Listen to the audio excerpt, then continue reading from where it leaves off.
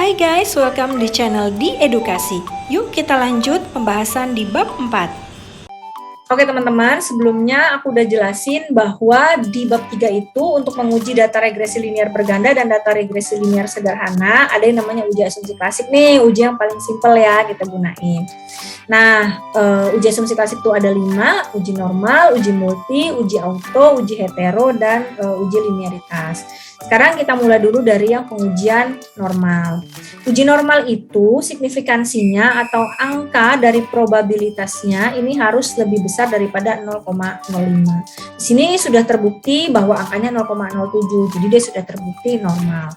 Namun bagaimana kalau misalkan kita punya data, ternyata data tersebut nggak terdistribusi normal?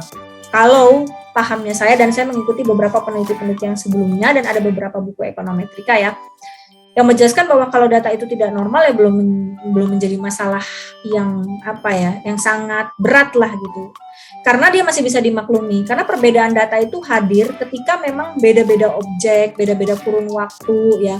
Kayak contohnya aja gini, ini menggunakan data panel. Data panel itu kan ada beberapa kabupaten kota. Bayangkan ketika kabupaten kota itu memiliki range, kita sebut aja nih, misalnya ada range pendapatan nasional. Pendapatan daerah gitu ya. Si pendapatan daerah kota A itu range-nya dari 1 triliun sampai dengan 5 triliun. Nah, pendapatan daerah kota B itu cuma range-nya dari 500 juta sampai dengan 800 juta. Pendapatan daerah di kota C range-nya mungkin hanya sekitar 700 sampai dengan 900 juta. So, berarti ada yang paling tinggi nih, triliun. Terus di bawah-bawahnya nih ada yang nggak triliun gitu. Berarti dari itu aja kita udah bisa melihat bahwa ada kemungkinan data tersebut tidak tersaji secara normal. Jadi kalau ada permasalahan normalitas masih bisa kita cuekin aja dulu gitu. Jangan kita langsung benerin dengan metode first difference atau mau kita ukur unit root dan lain-lain, saya rasa nanti dulu ya. Lalu berikutnya ada uji multikolinearitas. Nah, karena di sini ada menggunakan data panel, penggabungan antara cross section dengan time series, tampilan uji data multikol seperti ini. Jadi multikol itu mengukur apakah ada permasalahan antara sesama variabel bebas ya. Di sini kita lihat bahwa masih ada ya permasalahan sesama variabel bebas. Kenapa? Karena di sini kita bisa baca menemukan terdapat atau tidaknya multikolinearitas pada model regresi dapat diketahui dari korelasi antar variabel independen jika lebih dari 0,8, maka disimpulkan bahwa model mengalami masalah multikolinearitas. Nah, kita lihat di sini ya, bahwa dalam variabel penelitian ini masih terdapat masalah multikolinearitas. Karena apa? Karena angkanya ada yang lebih besar daripada 0,08. Yang mana? Yang ini, LNPP. Ya, terus LNTK, ini tenaga kerja, PP ini pengeluaran pemerintah. Ya, intinya itu nanti variabel-variabel bebasnya kamu yang mengetahui. Terus dia mengobati nih dengan cara model first difference. Akhirnya didapat deh hasilnya itu lebih kecil daripada 0,8. Nah, memang masalah multikolinearitas, kalau ini ada masalah, nggak bisa diampunin kayak yang normalitas, harus dibenerin. Langkah-langkahnya ya tadi ada dengan menggunakan metode first difference. Yang berikutnya adalah untuk mengukur autokorelasi, yaitu kesalahan pengganggu pada periode T. Jadi autokorelasi ini kita mau lihat ada nggak sih lag yang bermasalah. Lag adalah rentan waktu. Nah, ketika dia bermasalah, apakah dia bermasalah ke arah yang positif atau dia bermasalah ke arah yang negatif atau mungkin tidak ditemukan permasalahan autokorelasinya ya. Di sini ada standar pengukurannya menggunakan tabel Durbin-Watson. Dan di sini sudah ada kriterianya juga ya.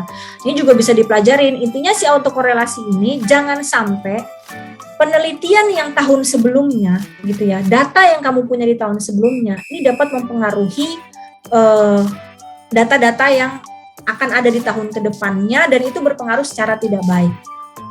Sehingga kesalahan pengganggu pada periode sebelumnya jangan sampai ada lagi di kesalahan yang di periode sekarang. Misal kekurangan anggaran, misal kalau pajak itu ada istilah gagal bayar, jangan sampai istilah gagal bayar di tahun lalu itu terulang gitu di tahun sekarang. Nah, itu bisa diujinya pakai uji autokorelasi. Kemudian ada uji heteroskedastisitas. Nah, uji heteroskedastisitas ini adalah uji yang mengukur bahwa data kita itu harus beragam. Tadi ya, yang ketika saya bilang masalah normalitas, Bu, rentan datanya itu beda-beda ya gitu. Kalau data yang satu dia sampai dengan triliunan, kalau yang ini cuma ratusan juta gitu. Nah, berarti itu sudah termasuk data yang hetero, data yang beragam. Berarti dia bisa aja sih kemungkinan tidak terjadi masalah hetero. Tapi kita harus buktikan juga dengan pengujian. Nah, di sini kalau data panel kita ada banyak ya, ada uji White, lalu ada Bruce Pagan. Nah, kebetulan di sini yang digunakan adalah uji Glatzer. Lalu hasilnya ini menunjukkan dia signifikan bahwa tidak ada permasalahan heteroseksidasitas karena nilai probabilitas semuanya di atas 0,05 gitu. Jadi kita harus buktikan nih bahwa data kita ini nggak homogen, semuanya nggak sama, data kita berbeda-beda. Dibuktikannya dengan apa? Dengan hasil nilai probabilitas. Nah, yang terakhir adalah membuktikan penelitian kita ini sejalan atau sesuai lah pemilihan variabel-variabel bebasnya itu yang mempengaruhi si variabel terikat. Dibuktikannya dengan cara apa? Ya dibuktikan dengan uji linearitas. Yang namanya linear kan harus sejalan. Jadi saya sering bilang sama mahasiswa saya karena saya juga pengajar ekonometrika, bisa nggak saya mengukur pendapatan nasional seseorang dengan metode variabel bebasnya? Satu, tinggi badan, kedua, berat badan, ketiga, jam waktu tidur. Bisa nggak nih saya pakai 3 variabel ini? Saya regres, nanti tiba-tiba dari 3 ini ada yang berpengaruh. Jam tidur misalkan ya terhadap pendapatan nasional satu negara. Kok bisa ya Bu berpengaruh? Teman-teman, yang namanya model regresi, yang namanya apa ya, kita menginput data ke dalam software, kalau kita klik-klik-klik doang, ada kok yang bisa berpengaruh. Karena ini hanya mengukur pengaruh antara data X terhadap Y gitu. Tapi permasalahannya bukan di situ. Yang mau kita teliti itu bukan hanya sekedar, oh ini ketemu variabel, kita masukin, cocok atau enggaknya, udah masukin, yang penting dia berpengaruh. Bukan seperti itu. Tapi gimana caranya kamu menginterpretasikan pemilihan variabel tersebut berdasarkan fenomena yang mendukung terjadinya permasalahan apa yang mau kamu teliti. Kan saya bilang waktu di awal di bab 1 ya, mungkin kalau kamu masih ingat, apa sih mempengaruhi pengangguran? Saya bisa aja dong bilang, orang menganggur karena jam tidurnya tinggi. Saya cari nih jam tidur masyarakat di daerah sekitar. Secara teori benar nggak? Nggak benar. Tapi secara data kalau saya menggunakan data jam tidur, bisa nggak diregresi? Bisa. Karena data dan data diregresi, nanti akan ketahuan hasilnya seperti apa. Tapi secara teori, enggak. Nah, linearitas itu mau menguji apakah memang variabel bebas yang sudah kamu gunakan ini sesuai dengan variabel terikatnya yang mau kamu teliti tersebut. Gitu ya. Selanjutnya saya mau jelasin dulu nih, ada beberapa tingkat kepercayaan alfa. Mungkin teman-teman masih banyak ya yang belum tahu atau mungkin lupa deh tentang standar kepercayaan alfa. Standar kepercayaan alfa itu ada 3. Yang pertama di 1%, 5%, dan 10%. Bedanya apa? Dan ini yang sering kita tanya ya sebagai dosen pembimbing dan dosen penguji. Kalau di 1%, kamu meyakinkan bahwa data yang saya gunakan ini 99% itu benar. Tingkat kesalahan saya cuma 1%. Gitu. Berarti hampir semuanya perfect nih. Nah, ini biasanya terjadi pada orang-orang kesehatan, teknologi, apalagi yang kerja di bidang energi yang memang mereka meliti sesuatu yang sifatnya pasti lah.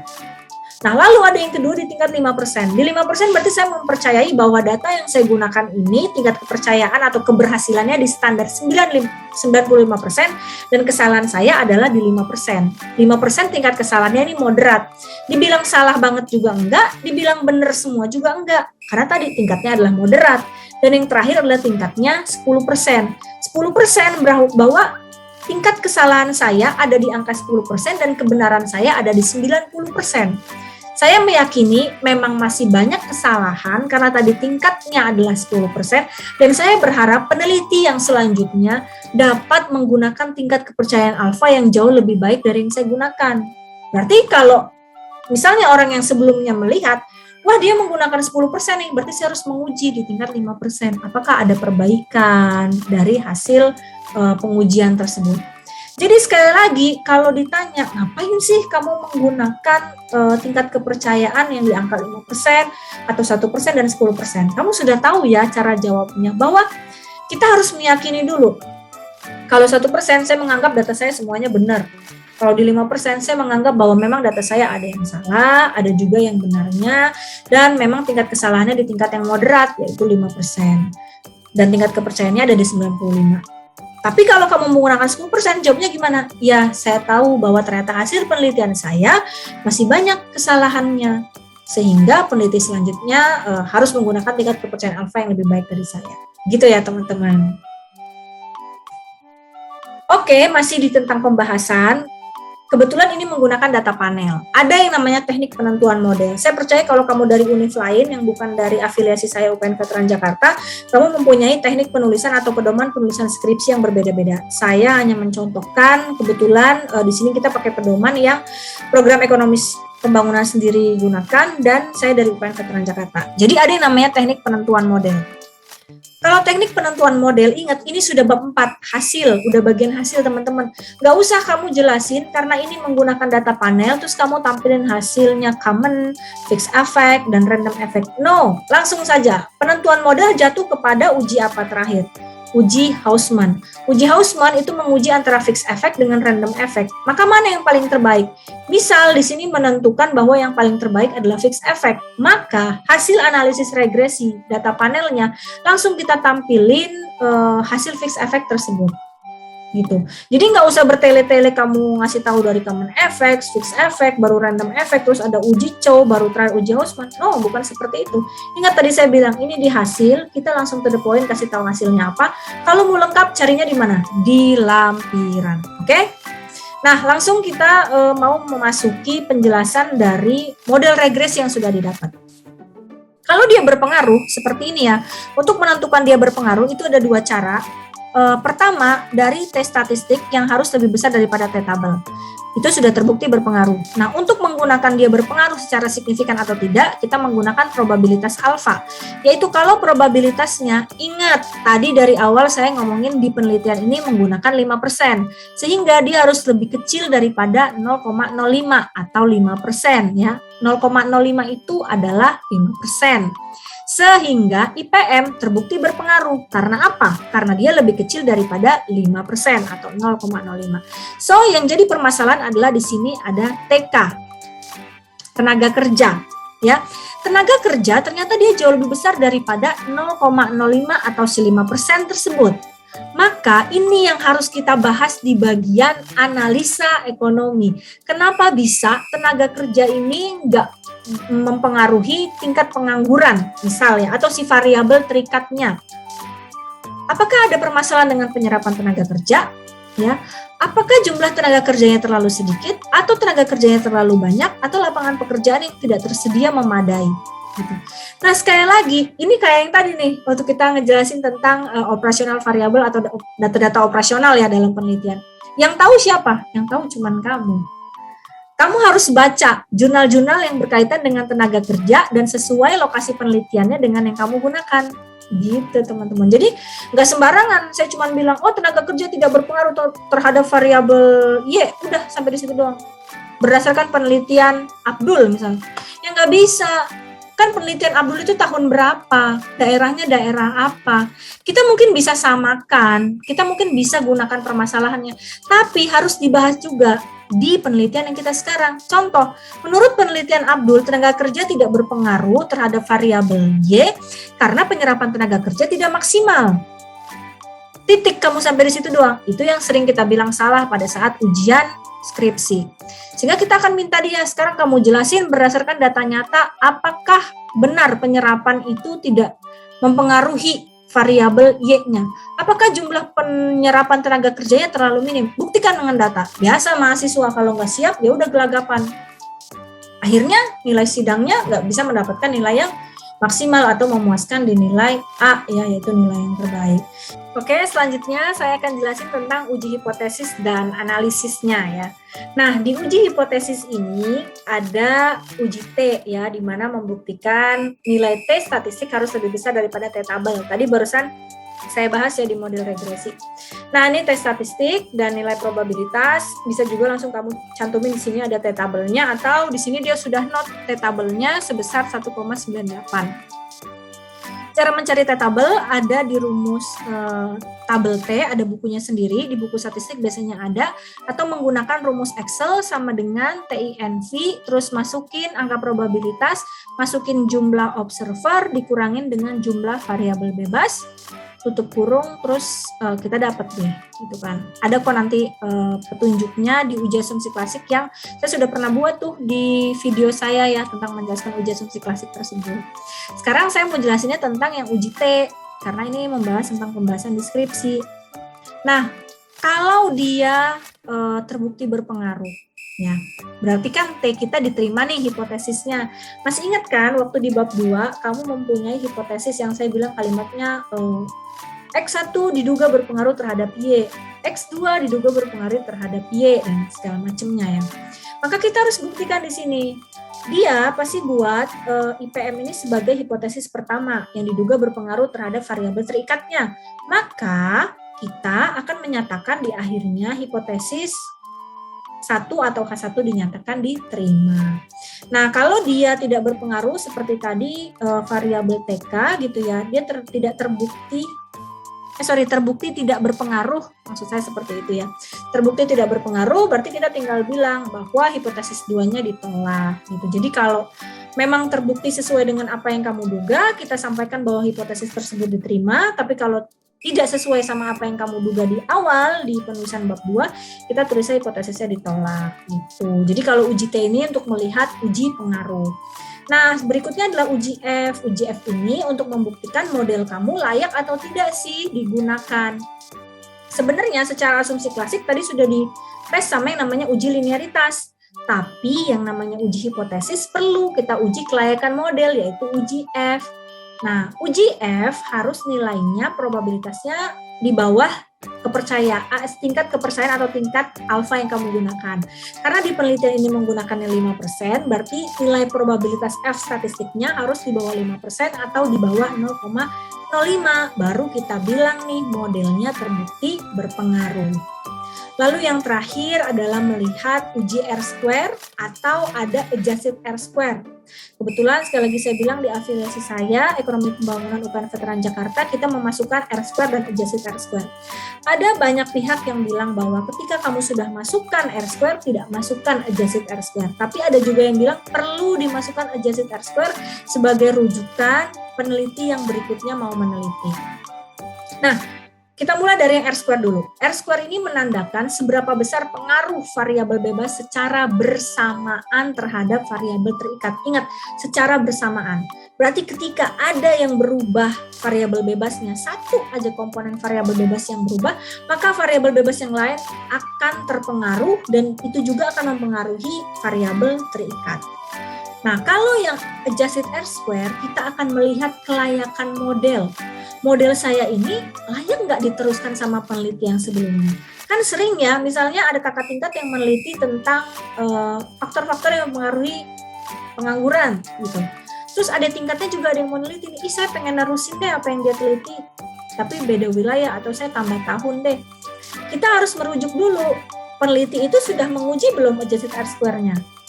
Memang sih ada beberapa yang tidak menampilkan uji adjusted R-square tapi tetap aja dilanjutin. Ya biasalah gitu kan ya kita masih memaklumi hal yang seperti itu. Tapi ini jauh lebih bagus ketika kamu menambahkan adjusted R-square. Kamu kasih tahu kalau misalkan model ini tuh layak untuk diterusin. Silahkan teman-teman yang ingin meneruskan, ingin meneliti tentang pengangguran, variabelnya ini, terus mau ditambah tahun atau mau ditambah objek atau mau ditambah variabel lain ya nggak apa-apa, karena ini sudah layak untuk dijadikan referensi yang berikutnya. Nah teman-teman, gimana? Tadi udah ngikutin untuk ngebuat bab 4 kalian jauh lebih detail dan lebih menarik. Sekarang kita akan membahas yaitu bab 5. Langsung aja ya, aku sambungin antara penjelasan bab 4 dengan bab 5 ini tips and triknya. Jadi bab 5 ini sebenarnya bagian yang paling sedikit, paling mudah, tapi harus ada kehati-hatiannya. Kenapa aku bilang harus ada kehati-hatiannya? Karena ini kan kamu akan membuat simpulan atau kesimpulan dan saran, ya. Nah, kesimpulan atau simpulan tadi itu berasal dari rumusan masalah. Misal, di rumusan masalah yang pertama, kamu pengen melihat pengaruh antara IPM dengan pengangguran. Maka pertanyaannya, apakah atau bagaimana pengaruh antara IPM dengan pengangguran? Sehingga di bab 5, di bagian kesimpulan, kamu harus menjelaskan Kesimpulan yang pertama, pengaruh antara IPM dengan pengangguran bla bla bla bla bla kamu jelasin tanpa menggunakan angka lagi. Kenapa tidak menggunakan angka? Jawabannya adalah karena seluruh angka sudah kita jelaskan di bab 4. Nah, untuk kesimpulan yang kedua dan ketiga dan seterusnya, itu mengikuti tentang rumusan masalah yang sudah kamu buat ada di latar belakang. Yang berikutnya adalah saran. Nah, teman-teman, ngebuat saran ini juga sebenarnya susah-susah gampang ya. Intinya gini, kan kamu yang tahu sendiri nih, kamu sendiri yang membuat penelitian itu. Jadi kamu tentunya yang paham betul saran-saran apa aja sih yang akan kamu berikan kepada si pembaca. Jadi anggapan kamu itu sedang menasehati pembaca atau memberikan advice terhadap pembaca atau kepada orang-orang yang sekiranya terlibat yang akan membaca skripsi kamu. Nah, ini ada sangkut pautnya terhadap kegunaan penelitian. Kalau di bab 1, kamu pernah membahas apa aja sih kegunaan penelitian, misalnya kegunaan teoritis, untuk praktisi, untuk akademisi, maka kamu bisa mengulang kalimat itu ke dalam saran. Sarannya berarti bisa kamu tambahin untuk yang pertama, saran kepada si pembaca. Apakah terjadinya keterbatasan penelitian atau kesulitan dalam penelitian? Yang kedua, saran kamu bisa berikan kepada pemerintah daerah setempat. Apakah ada permasalahan atau ada saran usulan kebijakan? Yang ketiga, kamu bisa tambahin saran kepada akademisi atau terhadap institusi tempat kamu mengambil data tersebut. Apakah terjadinya kesulitan data atau kekurangan dalam perolehan data dan lain-lain. Intinya di bagian saran ini gimana caranya kamu dapat menceritakan apa yang mau kamu tuangkan kepada pihak pembaca. Nah teman-teman, gak kerasa ya udah semua tips dari bab 1 sampai dengan bab 5 udah aku kasih tahu ke kamu. Semoga semua tips ini dapat kamu terapkan dan beneran kamu bisa menyelesaikan skripsi hanya dalam waktu 1 semester. Tapi tentunya kamu harus butuh bimbingan, yaitu dosen pembimbing skripsi kamu sebagai teman untuk berdiskusi ketika kamu kesulitan dalam mengerjakan skripsi. Dan untuk teman-teman kalau misalkan masih bingung, silahkan saja tulis pertanyaan di kolom komentar. Dan juga jangan lupa ya untuk bantuannya di komen, like, and subscribe channel YouTube aku. Sampai ketemu di video-video yang selanjutnya. Dadah!